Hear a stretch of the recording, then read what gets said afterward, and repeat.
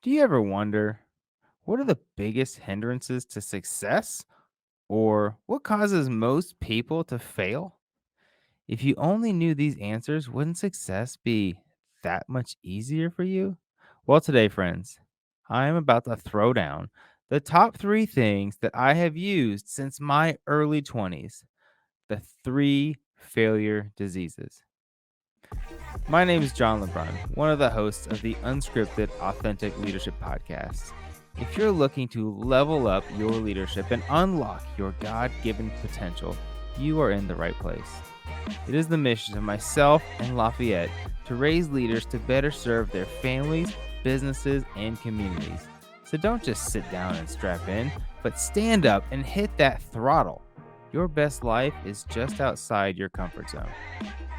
Before I dive into this episode, I have to tell you, this episode is powered by patreon.com/unscriptedleadership.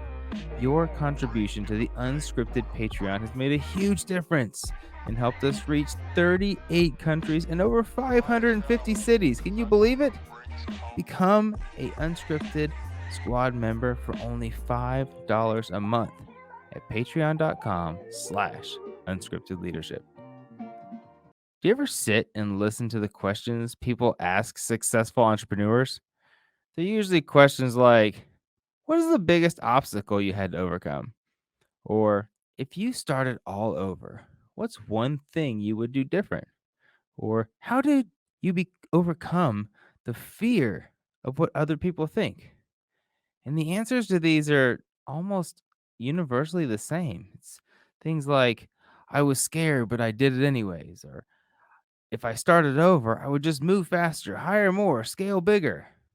Or, I wish I would have listened to my friends less and trusted my instincts more.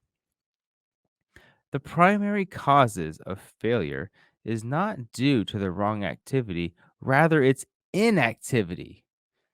It's not doing something because you've always allowed things to get into the way. So today, I'm outlining for you the three failure diseases, which are procrastination, detail-itis, and excuse-itis.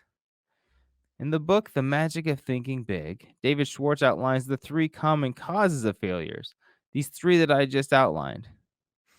These three failure diseases have stuck with me for most of my adult life. So let's dive in. Number one, procrastination. There's a story of a young, godly man who wanted to make a significant change for his family and his country. He had an amazing idea for an invention that would revolutionize the world. As his invention ideas came together, he looked around in anticipation for the enemy to bring on the obstacles. And when I say enemy, he's talking about his spiritual enemy. Instead, he only heard small voices telling him things like, hey, you can do it. Hey, there's nothing stopping you. One day, my friend, one day you can do it. But let's start tomorrow. Let's start tomorrow is the ultimate killer of dreams. Waiting for tomorrow is simply an invitation for life to get into the way. I'm not saying you should avoid calendar planning, but I'm saying the time for you to start is today. So ask yourself these questions to understand, is procrastination killing you? Do you ever turn in your work early? Or are you the person who's always getting it in just in time? Or maybe a hair late? Do you postpone starting or always saying, well, let's just start tomorrow? Do you use fatigue or headaches, something like that, for a reason for not getting things done? I'm feeling awful tired today, maybe right after my nap. Do you fill your schedule with little insignificant things so then you don't have time for the big important ones? If you're one of these, I'm thinking this is one of your itises. It's one of your issues. Procrastination may be killing your dreams. Number two, detail-itis. Do you see yourself as a perfectionist? Detail-itis strikes the person who always thinks they need to do one more thing. And then they can finally launch. Then they can hit start. And then they can move forward. I find this hits us when we're feeling insecure about our subject knowledge, or maybe we have inferiority complex regarding our offering. We feel that if we can just do one more thing, it will be perfect and ready for the world to see. The reality is, just on the other side of that one more thing is another imperfection. Listen, great and done is better than perfect and almost there. I'm not saying don't do quality work. I'm just saying it will never be perfect. So great and done is the world you want to sit in. Getting stuck in the cage of detail-itis only prohibits you from moving forward. A great product changes lives, but a perfect product that never sees the world helps no one. Number 3, excuse-itis.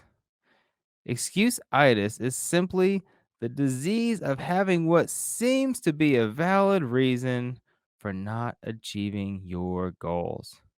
Whether it's, I have kids, or I'm too busy, or the economy just isn't right yet. Listen, excuses are like armpits. Everyone has two, and they all stink. Turn your excuses into reasons. Turn your buts into ands. Instead of, I can't because I have 3 kids who are all in sports, tell yourself, I have to because I have 3 kids and they're all in sports. Instead of, I'd get started, but the economy is not very good. Say, I'm starting today and the economy isn't even good.